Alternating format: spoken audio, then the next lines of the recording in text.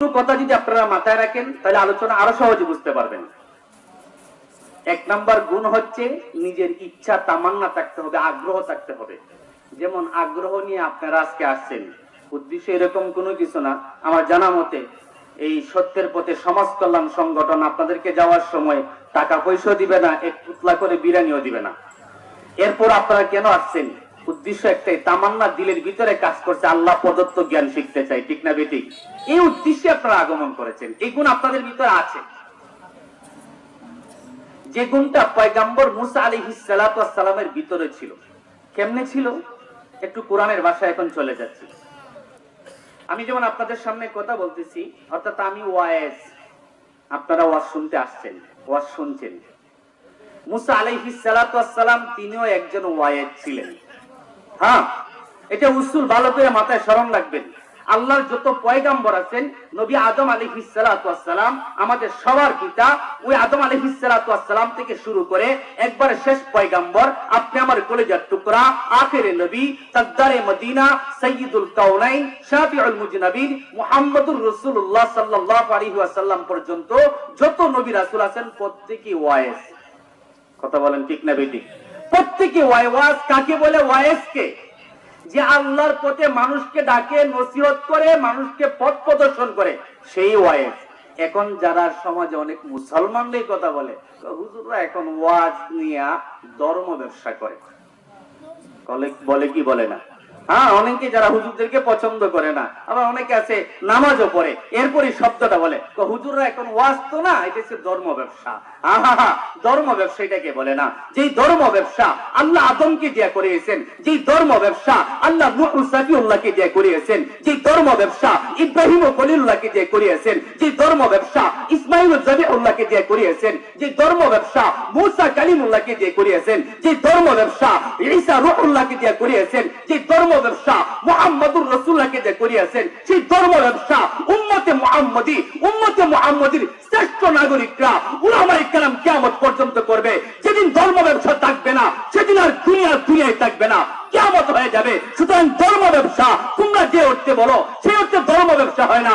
ধর্ম ব্যবসা তো সেটা যে আল্লাহ তাআলা প্রদত্ত দিনকে ধারণ করে আল্লাহর বান্দার কান পর্যন্ত, অন্তর পর্যন্ত তারা পৌঁছায় দেয়। এরা ধর্ম ব্যবসায়িক নয়, এরা আল্লাহ প্রদত্ত ধর্মকে দুনিয়ার মানুষের কাছে, মানুষের অন্তরে বিক্রি করিয়া গুনাহ দূর করে দেয়। এই ধর্ম ব্যবসা নবীওয়ালা ব্যবসা, এই ধর্ম ব্যবসা ওরাসাতুল আম্বিয়ার ব্যবসা কিয়ামত পর্যন্ত চলবে। যেদিন চলবে না, তোমাদের মতন তুতায়ার মুতাইদের বেটাগিরি দুনিয়ার জমিনে চলবে না, ঠিক না বেঠিক? এটা ধর্ম ব্যবসা না। এরা বুঝাইতে চায় যে আমরা ধর্মের নামে খাই। না না, ধর্মের নামে খাওয়া না।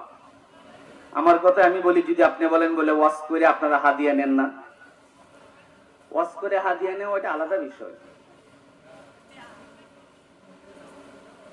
আমি মোটামুটি আকারে মাইকে কথা বলি 2011 সাল থেকে। এখন কত সাল চলে? 25, শেষের দিকে, প্রায় 15 বছর। এই 15 বছরে আনুমানিক 1000 খানেক মাহফিলে কথা বলছি। এমন কোন মাহফিল কর্তৃপক্ষকে যদি আপনি জিজ্ঞাসা করে তথ্য নিয়ে জানতে পারেন বা সত্যতা পান যে কোন মাহফিল কর্তৃপক্ষের সাথে আমার কোনোদিনই বায়না হয়েছে, এই চুক্তি হয়েছে, অথবা কোনো চাহিদা পেশ করছি, আমি ওইটা খামো না ওইটা খামো, আমার এইভাবে নেওয়া হয় ওইভাবে দিতে হবে, আমার আসার সময় এত টাকা দিতে হবে, কই কোনোদিন তো বলি নাই। তারপরও ধর্ম ব্যবসায়ী কেন বলেন? এটা ভুল বুঝার কারণে বলেন। আল্লাহ তাআলার কাছে আমরা তাদের হেদায়েত কামনা করি, দোয়া করি আল্লাহ তাআলা তাদেরকে মৃত্যুর আগে হলেও কমাস কম আল্লাহ যেন তাদেরকে হেদায়েত দান করে। সকলে বলি আমিন। মুসা আলাইহিস সালাতু ওয়াস সালাম তিনি একজন ওয়াইজ। তাফসীরে মারিফুল কোরআনে সরাসরি শব্দ লেখা হয়েছে। মুসা আলাইহিস সালাতু ওয়াস সালাম একবার তার কওমের কাছে সবাইকে জোর করে তিনি ওয়াজ করতেছিলেন। এই দিনের ওয়াজটা ছিল খুব মাধুর্যময়ী এক ওয়াজ। সব দিনে সবার ওয়াজ জমে না, সব দিন সবার কথা সব সময় ওইরকম ভাবে ফুটেও না, ভাসেও না। ওই দিনের বক্তব্য ছিল খুব হৃদয়গ্রাহী। এমন চমৎকার ওয়াজ আল্লাহর পয়গম্বর মুসা কালিমুল্লাহ করেছেন। শ্রোতারা শুইনা সবাই অভিভূত। একজন তো দাঁড়ায়, মাঝখান থেকে একজন দাঁড়ায় জিজ্ঞাসা করছে, মুসা এত সুন্দর ওয়াজ করলা, তোমার ওয়াজ যদি এত সুন্দর হয় তাহলে আমার একটা জানার বিষয় হচ্ছে তোমার চেয়ে বড় আলেম কি পৃথিবীতে আরো কেউ আছে কিনা? যেহেতু তুমি ওয়াজ করছো, তোমার ওয়াজ এত সুন্দর, তোমার চেয়ে বড় আলেম যে তার ওয়াজ তো আরো সুন্দর হবে, ওই তার ওয়াজ আমাকে শুনতে হবে, এই আগ্রহ নিয়ে বনি ইসরায়েলের